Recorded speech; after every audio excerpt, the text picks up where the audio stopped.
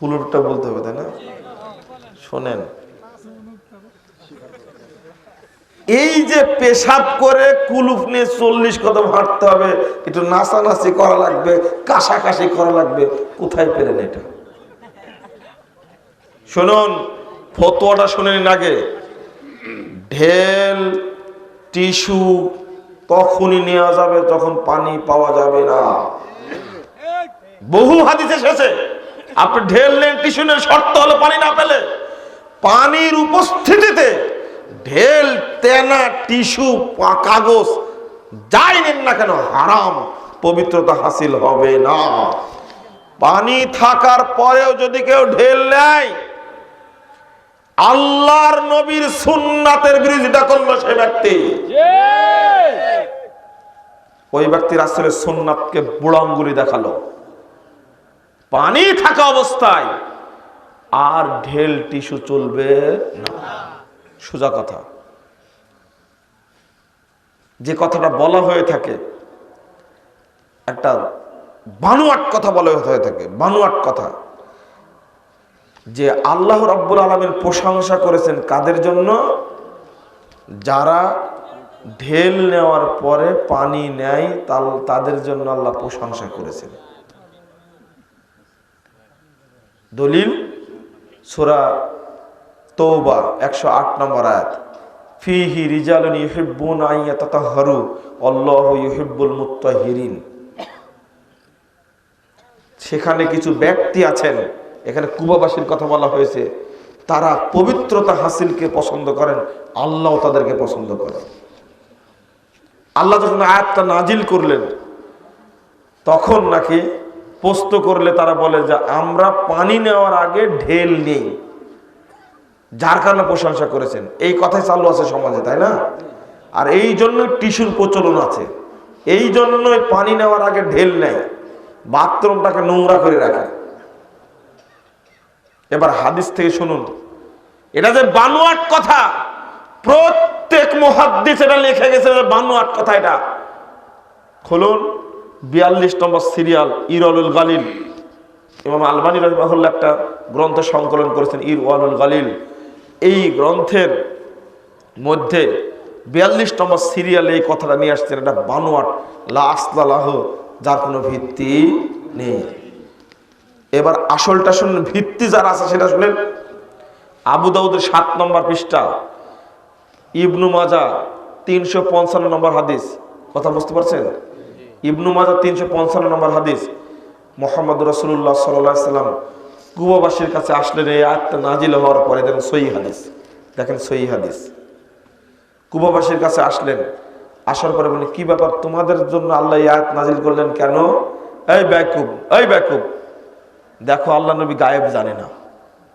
দেখলে, বুঝলে, বেয়াকুব করার জায়গা পাও না। যারা বলে আল্লাহ নবী গায়েব জানতেন, তারা মুশরিকরা একই সমান।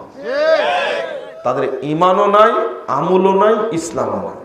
তাদের ঈমানও নাই, আমলও নাই, ইসলামও নাই। সাবধান। যদি আল্লাহ নবী গায়েব জানতেন তাহলে কি জিজ্ঞেস করতেন? বুঝেননি কথা আপনারা? আপনারা কি বুঝলেন? জিজ্ঞেস করলেন কেন? তখন উত্তর দিলেন, নাগতাসিলু বিল জানাবা, আমরা অপবিত্র হলে গোসল করি। ওয়া নাতাওয়াজ্জাউ বিল মা ওয়া নাস্তানজি বিল মা, আমরা ওযু করি পানি দিয়ে, ইস্তেনজা করি পানি দিয়ে। আল্লাহ রাসূল তখন বললেন, ফাহুয়া যাকা, ওহো, আল্লাহ তোমাদের এই জন্যই প্রশংসা করেছেন। বলুন আলহামদুলিল্লাহ। এরপরে বললেন, ফাআলাইকুমুহু, তোমরা এইভাবে ইস্তেনজা করবে, এইভাবেই পানি দিয়ে ওযু করবে এবং অপবিত্র থেকে পানি দিয়ে গোসল করবে। বলুন আলহামদুলিল্লাহ। তাহলে কথা পরিষ্কার, হাদিস থেকে দলিল পাওয়া গেল। তো ফজিলত পানির মধ্যে না ঢেলের মধ্যে? পানির মধ্যে না ফজিলত। এটা চোখে পড়ে না? ও হুজুর সাহেব পাগড়িওয়ালা, চোখে পড়ে না এটা তোমার হাদিসটা?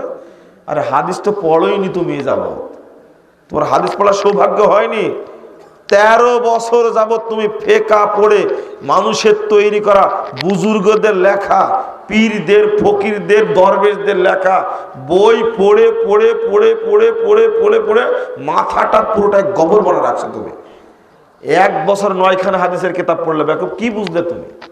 শুধু হাত দেসানা হাত দাসানা হাত দাসানা, হাত দেয়া পা দেয়া সেনে সেনে একবার হাদিস কোরআনকে শেষ করে ফেলেছে।